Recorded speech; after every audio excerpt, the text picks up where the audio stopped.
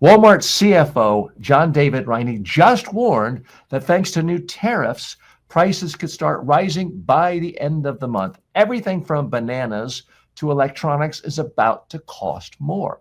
And when Walmart says that, it's not a prediction, it's a spoiler alert. Now, here's the funhouse mirror part of this.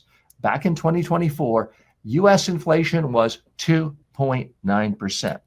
That's lower than the UK's inflation rate, which is 4.2%. Germany had 3.5%. France, 4.0%. Italy, 5.7%. Canada, 3.9%. And basically all of Europe. And yet it was treated like your paycheck had been set on fire. But now, with forecasts like Goldman Sachs predicting 3.8% inflation by December, suddenly the new message is inflation?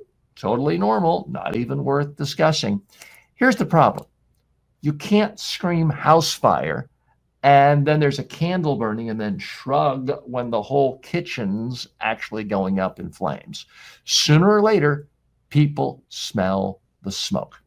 So here in the United States, there was a huge political issue, 2023, 2024, about how inflation was absolutely running rampant crazy because of specific government actions by the administration in power. When you actually looked at the facts, what you found was that inflation was higher in all the big countries, big prosperous economies the United States compares it to, most of Europe. Here's the thing few people got. It didn't seem to matter whether those governments ran up deficits, did a lot of stimulus to help people get out of COVID or not. Some countries had relatively austere budgets. They still had higher inflation than the United States. I say this not because I'm trying to defend the previous administration. Now we have a situation where top leaders at CEO Target, other companies are suggesting we're going to have really high inflation because of recent policies involving tariffs.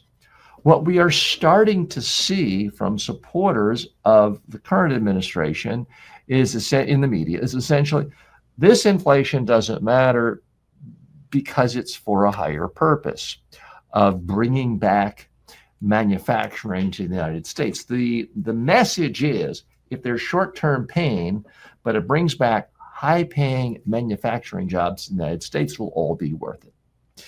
So here's where we got to tease this messaging out because it gets a little confusing. The message 2 years ago, a year ago, was, okay, maybe there is some inflation and maybe deficit spending and increased spending caused it, but it's for the higher purpose of not having dramatically higher unemployment, which is what you typically get in a recession, which had been predicted. That didn't wash politically. The last administration was swept out of office. Its poll ratings are still low, in part because people found that argument compelling. They really believed, and I'm not here to discount their feelings, that inflation was too high. But now we do have a situation where inflation could all of a sudden get a lot higher than it was a year ago. The difference being it may be that the United States has much higher inflation than other larger economies relative to our own, or relative to others, and that unlike last time when our inflation rate was actually lower, it's higher than the people we compare ourselves to. So how do you spin that? There are a few ways of doing it. One way is to simply say, disregard what various officials are saying about inflation. The numbers are wrong, the books are cooked.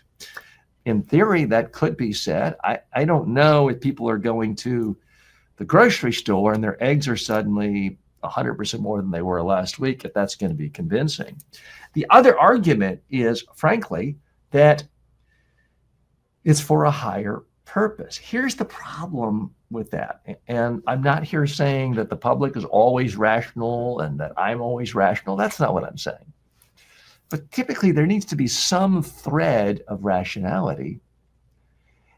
The problem here is I simply don't know of a single economist in the United States or around the world, whether they are liberal, centrist, conservative, right of center, libertarian, who sees how the current tariffs are actually going to, and proposed tariffs at varying stages, will bring back manufacturing jobs of pens and electronics, things like that, to the United States.